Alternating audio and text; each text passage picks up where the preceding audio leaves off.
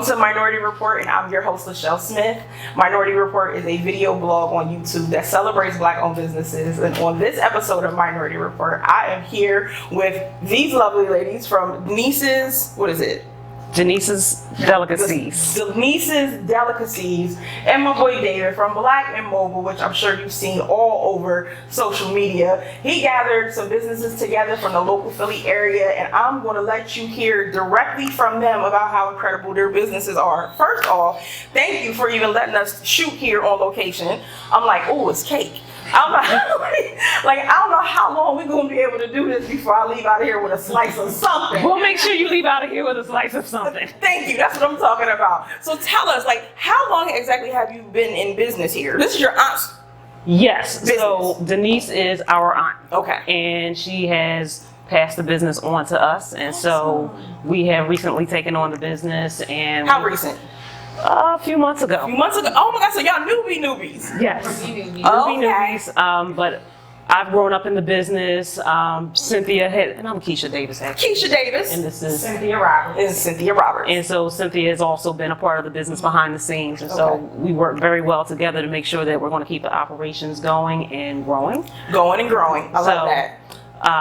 Yeah, it's just an exciting opportunity. So this has always been a family-run bubusiness? Yes. So for about 30 years. For 30 years. So the opportunity came to us, and there were, other interested buyers, let's say. Right. But it was very important to us that we made sure that it stayed in our family and we served our community. Right. That was so much important because we have a responsibility to the employees here, and we wanted to make sure that we did right by them too. And not only the employees, but also the community that has helped the business be what it is today.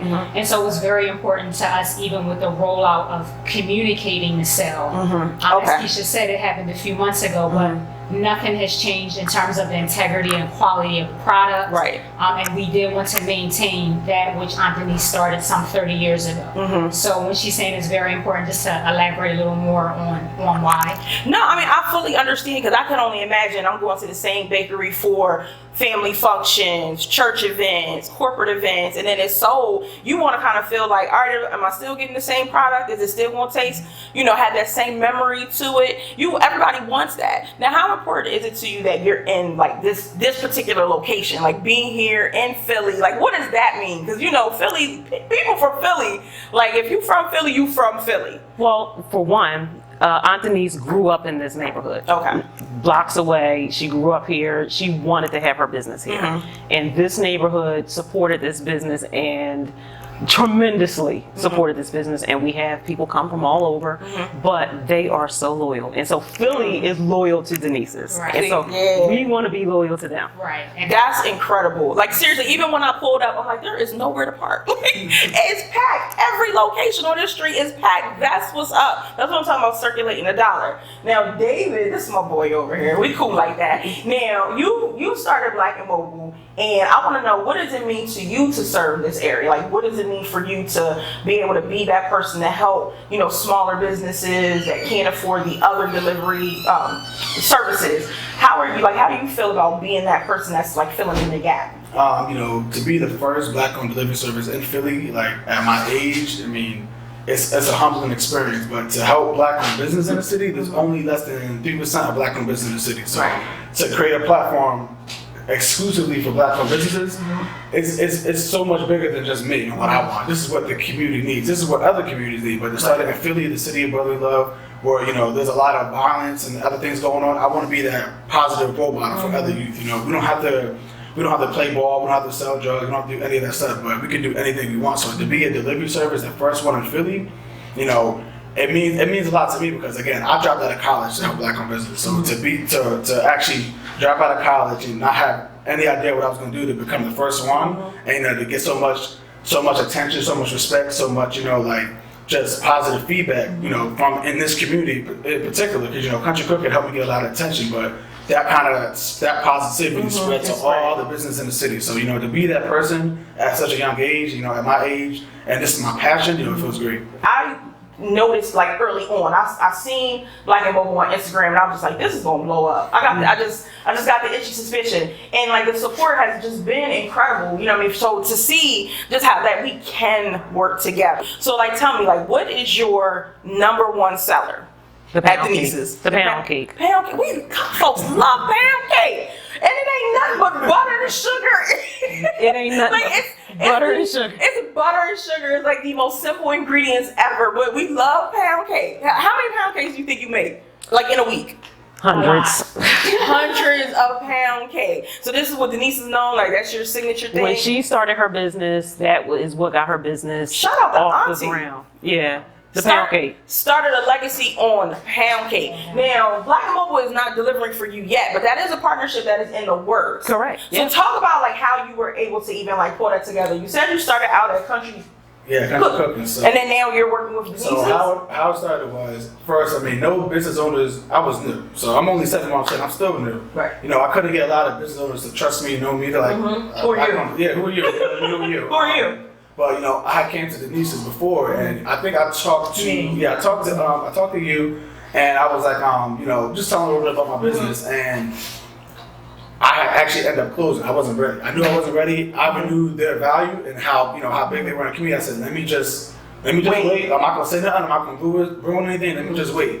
So Philly Mag did an article, Philly Tribune, BET, a bunch of people started doing articles on me, and they reached out to me. I felt so humble. I was like, they reached out to me. I'm like, this is amazing. They love me. But they reached out to me and said, you know, come by the store. You know, we want to get started. So ever since then, it's been, you know, a partnership in the work. You know, now we're going to be launching in a couple of days. I tried to Kickstarter, so you know, I want to finish that. But you know, I'm just grateful to even be in this environment because you know, every time I tell people we're gonna have Denise on there, everyone just look at me like that's heavy. That's a big name in the community. Even Saw said it. She said that's a big name in the community. So I'm honored to even be working with y'all because y'all giving me opportunity, you know, to show what I'm doing. So thank you. All this black love about to pass out. And we're very proud of you. I mean, we're so proud of you. So yes. We can't wait to see you blow up. So now this for you, again, like he said, he's only been doing this for like 7 months. He took a step back to say, you know what, let me redesign my format. Let me redesign how I'm going to actually go about this delivery process.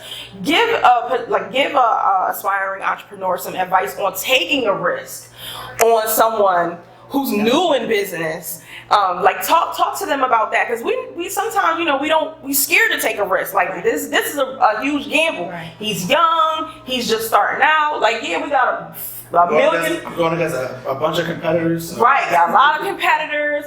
It's him, it's his brother. He's, you know, I mean, he's just starting to grow and blossom. Talk about, you know, what is it like to take that kind of risk? Because you got 29, almost 30 years business experience, 7 months.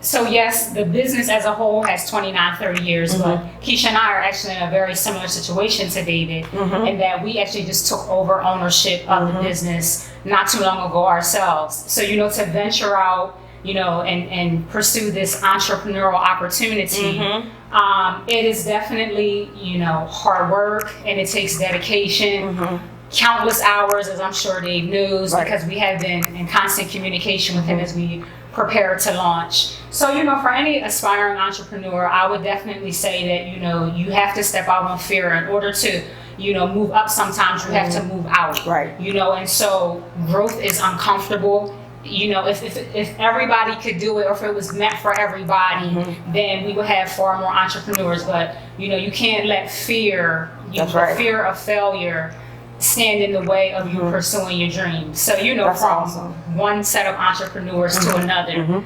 As Keisha said, we were very excited, you know, to see this young man launch this platform and what he's trying to do to empower businesses and, you know, to circulate dollars, quite frankly, in our community. That's right. I just think it's amazing. And, you know, for young entrepreneurs, I say, you know, make sure that you have a decent business plan.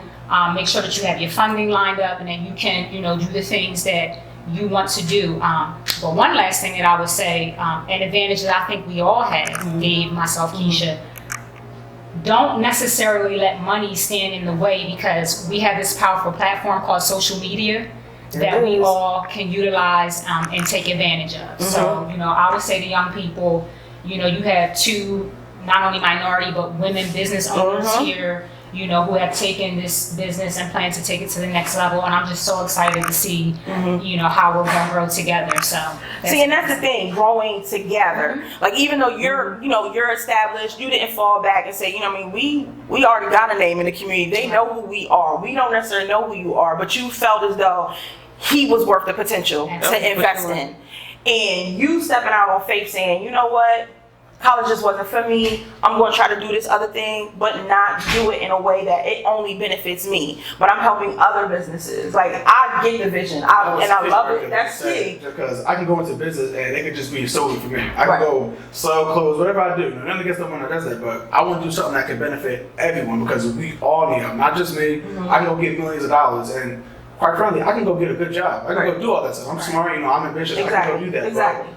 But my heart is in helping the community, so it wouldn't even feel right trying to go get a job and being, you know, I guess destructive to black-owned business, because a lot of these businesses are, and you just see them having more Popeyes and all that. So just you know, just to be able to be a young entrepreneur, show other young entrepreneurs that take the integrity route and the money will come. You know, that's kind of where I'm at right now. That is key. That's it. Now, see, since we already talking about money, you might as well tell us about like how you're going about your Kickstarter. Because, like we said before, you know, you took a step, you saw that, you know, the potential was there. You saw that, you know, you had the reach and the audience and people who believe in you, whether they're in person or online. So you took a step back and was like, let me redesign my format. And you started with the Kickstarter. So the Kickstarter is going strong. It's getting ready to like come to a close. So talk to us a little bit more. At 5 p.m. I didn't reach my goal, and how Kickstarter works is if you don't reach it, all the money goes back. But I've gotten so much more experience because I've gotten free press. I've been on the news. I've been on BET. I've been on Fox 29, Blabby. So many people did articles on me. So even though I didn't reach my goal, a lot of people know me. I was just on the Shade Room too. A lot of people know me now. So, you know, it's upsetting that I didn't reach my goal because you see what we did for Popeyes, KFC, Eric Garner's, the policeman who killed him. He raised $100,000 in 3 days. In 3 days. I've been doing this for 33 days and I'm at like 17,000. Right. So we do stick together, but there's more we can do. Yeah, there's more we can do because $100,000 isn't a lot. DoorDash, they just raised $600 million. Then they bought out another delivery service for $410 million. Wow. That's $100,000 compared to that is nothing. But you know, I got some other things lined up. You know, interviews, you know, world news, international. Like, it's just a beginning for me. You know, but I do need money for all the apps. You know, to compete with all these other companies to even stay on a competitive level. I need the apps. You know, I'm funding everything out of my own pocket. Right. So, and if I may, you know, one of the things that Dave said, and again, we can relate, it sounds to me like he had his plan B, C, and D. Another thing that I would tell entrepreneurs, you can't just have one path. That's right. Because it will almost always never work. And so, you know, just this constant adjusting, having to deal with circumstances that you can have the best plan. That's right. You know, and I say this with a humble spirit, our business plan was so dope. Solid. That bankers was like, yo, this is so dope. But even with that, we still, even now, today, find ourselves in situations where we're constantly having to adjust and adapt because things don't always go as you plan. So that's another thing that I would tell aspiring entrepreneur. Make sure that you have your plans B, C, and D because 90% of the time, it doesn't exactly go how you planned it in A. Right. Well, there's still, I mean, I know that there's going to be other opportunities to support you. Like you need the app, you want to update the website, protecting your brand with trademarks and things of that nature. So that's good. We got that far. So getting the insurance, getting you reliable transportation so that you can make deliveries. My bike just got stolen. I saw that, and I'm clearly following you on social media, and I was like, your bike got stolen. Let me go and text the baby and find out what happened. Like, come on now. Like my bike, I don't even got no way of transportation, so now I ain't got no choice but to hire some people. But it's all gonna work out. It's all gonna work out. It's all gonna come to pass. So we got the Kickstarter, going, and unfortunately, because you didn't meet your goal, the funds go back. But that doesn't mean that you can't have another Kickstarter in the future. I'm gonna do No Rich Uncle. It's a black-owned funding platform. There you go. That one instead. No Rich Uncle. We switching over to the Kickstarter. We done with y'all. We moving on to something else. That's what happens. You when plan A falls, you got plan B. But, So- what do you say to your critics who feel like, you're painting yourself into a corner by only delivering for Black So businesses? I get that a lot. It would be foolish of me to try to go work with Wendy's, Chick-fil-A, McDonald's when they already have DoorDash, Postmates, all these other companies. Why are they going to trust me? If I can't even get the community to trust me, they definitely don't want to see this money. They're not going to trust me. So I only work with Black-owned business, and it's actually been working because I've been getting the attention, the traffic. I only work with our business because we need to figure out our issues first. We need to work together first before we keep on trying to, sell ourselves and just looking at it for commerce. If you just keep business is for money, but it's also you can have integrity. So only working with Black-owned business, solving our issues, hiring people from the community. That's just my focus. People can have their own opinion. You can go do your own delivery service.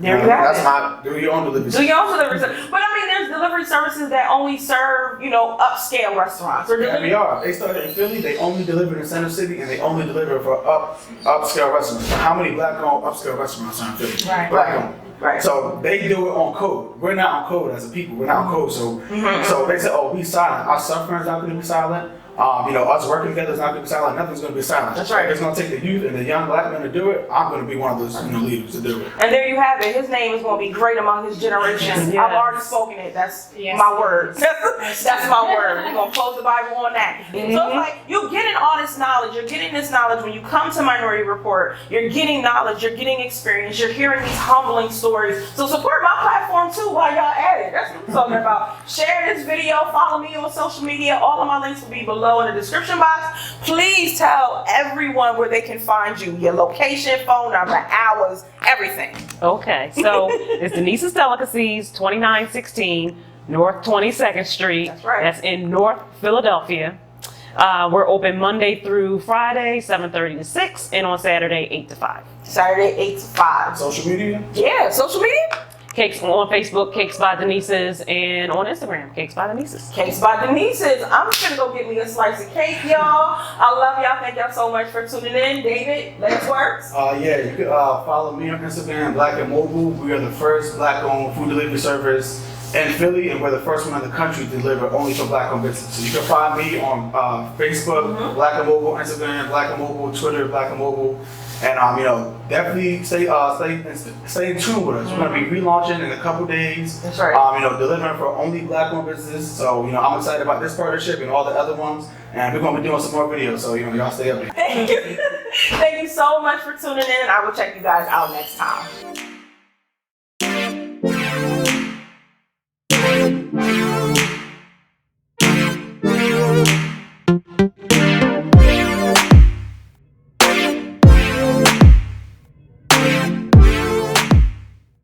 This episode of Minority Report featuring Black-owned businesses is brought to you by Brown Sugar Hair Beauty Supply. Natural hair care delivered right to your door. Chandra Gore Consulting, specializing in results, creating foundations for success. Diva by Cindy, longer, healthier hair with Diva by Cindy. Irgo Travel, plan, pack, and go with Irgo Travel.